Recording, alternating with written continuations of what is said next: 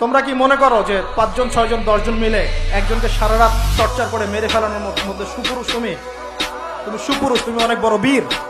সাহসটা কিন্তু একজন মারামারি করে দেখাও না দেখি। তারপরে এত বড় সাহস, তাহলে একজন মারামারি করে দেখাও না।